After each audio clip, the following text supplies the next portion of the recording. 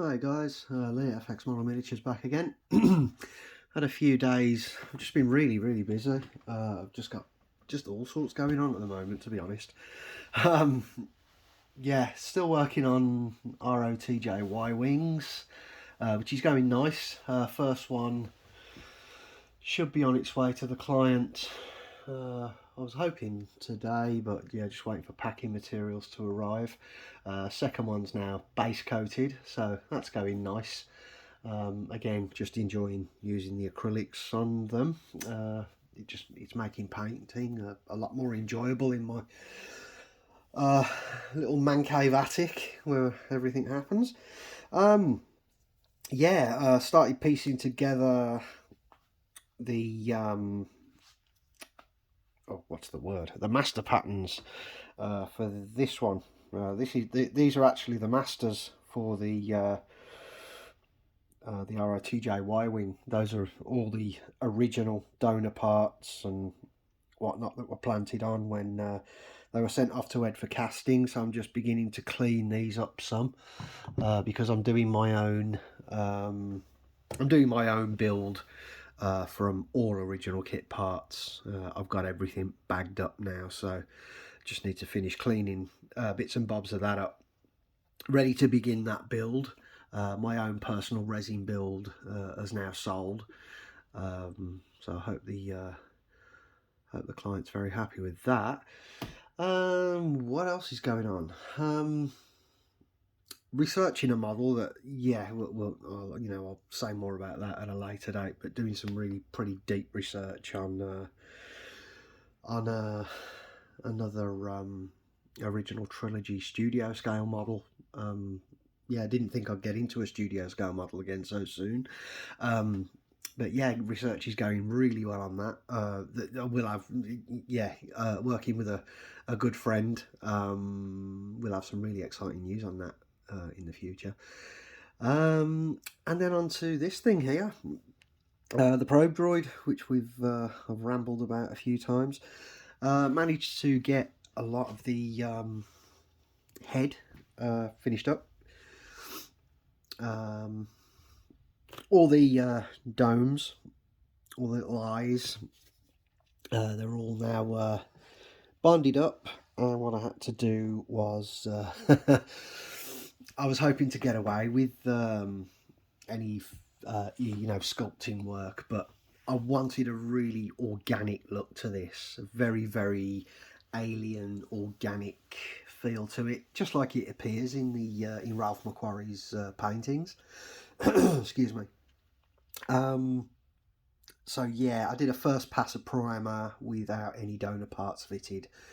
Just makes things easier, really. And then it was a case of sanding, lots and lots of minute details. So corner sanding.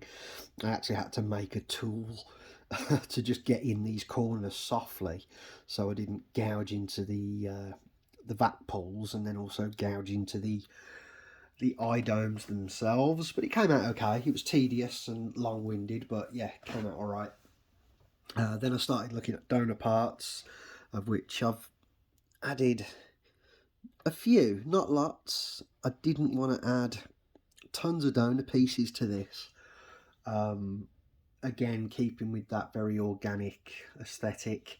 I don't want big clunky donor parts hanging off the head. It's just going to look, kind of,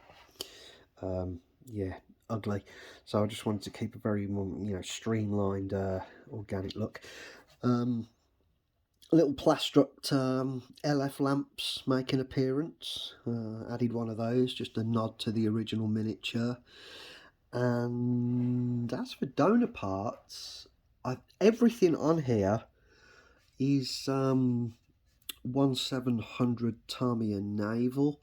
I've used the hood, Prince of Wales, some vintage Shinano, and then a few other parts are from the Tamiya Vosper, which always comes in handy. It's got some lovely donor parts in the Tamiya Vosper, so those came in very handy. What else have I done to that? Oh yeah, I did add a light. If I take this off, Flick this switch. It's just all dry fitted for now. But yeah, I've just added one light for the eye that's been soldered up. I've got a little board. It's a very plug and play board in there. I've had it years. I thought I'd finally put it to some good use because I want to add a few more lights to the head actually. I wanted to add one in this plastrok lamp. I was going to add one in there. Then I don't know, I may add some lights to the underside of the body. This sketch, there's a lot of weird parts that hang under the body. So yeah, not sure yet, not sure, but I've got the option to add more LEDs should I need to. But yeah, just give the lights a quick test run. This top cap, I don't know whether to actually make that a permanent fixture or leave it removable. I mean, it doesn't really matter. I mean, I can when the LEDs are fitted, I'm going to run the wiring down into the body. The body will house the power source for the LEDs as and when. But yeah, I did get to the body. As I said, the upper buck was pulled a few weeks ago, but I've got the lower body now that's been vac formed, so I've got a lot of work to do with these, but they're pulled, they're working, they look okay, the profiles I'm happy with, so I can move on with that. Been looking at legs and leg joints. It's tricky. I've got to kind of make it look different yet recognisable to the Probe Droid, but I don't want to use all the same donors used on the filming miniature. And then also the trouble is the donors on the filming miniature, especially like the Saturn V base parts, etc., are going to be a bit big. So it was actually Guy that said, I was racking my brains as what to use for like the main upper hubs for the arms, to actually start seating the arms on. And Guy said about F1 rims. I didn't actually think about F1 rims, and I thought they'd be too small, but 1/12 F1 rims, perfect. So what I did, I just took a couple of Tyrrell P34 rims, cut them in, cut the cone off, flipped it round, and then bonded it in like that. So I'm hoping at some point, I've got a lot of work to do regards, but yeah, that'll be the basis for your your leg hubs under here somewhere. So yeah, a lot of work to do there. Sometimes working with the custom stuff, with the concept stuff, it's actually still really hard because you tend to find yourself poring over just tons and tons of donor kits, just looking at parts. It really is. It's such a long-winded process, and it kind of feels like the process they may have gone through at ILM. I mean, we've all seen a lot of us have seen the pictures where sprues are literally all over tables. So it must have been a very drawn-out process. Actually, in the ILM model shop of just selecting kit parts that had the right aesthetic. So yeah, it is getting there. It's coming along slowly. I'm happy with the head. It's come up nice and clean. Scribing, no, I'm not going to bother scribing the head.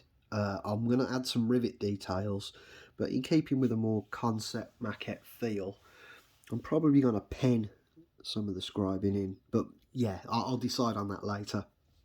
Not sure yet. As I said, I don't want it to be overly complex, and yeah, it's just got to have that right happy balance. But yeah, the brunt of the work now is going to be in the body. I've got to add some a plate inside that I can now mount.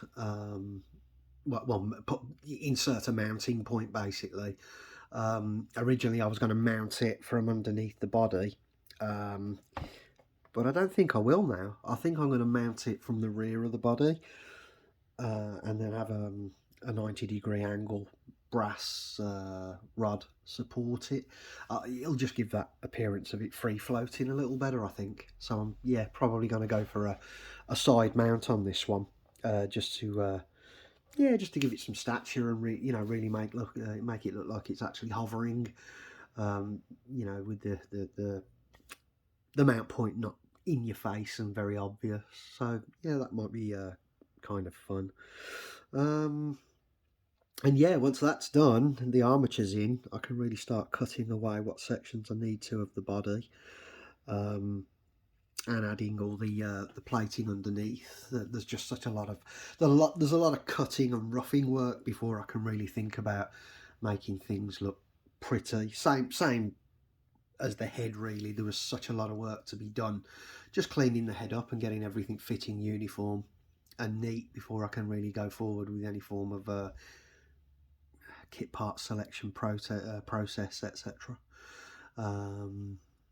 Yeah, I think that's about it, really. Yeah, as I said, I'm looking at another couple of models. Just doing some donor part selection for another concept model, which is not my own. It's a collaboration, but looking through donors for that at the minute. That'll be a nice announcement when it actually happens. Yeah, as I said, I've just been absolutely slammed for yeah, everything going on at the moment. It's gotten quite busy, really. Yeah, just lots going on. Massive congratulations to Guy Cowan with getting his paints on the you know, his Archive X acrylics on tested with Adam Savage. That was wonderful to see. Really enjoyed watching that. Really happy that Adam was really excited. Yeah, it was.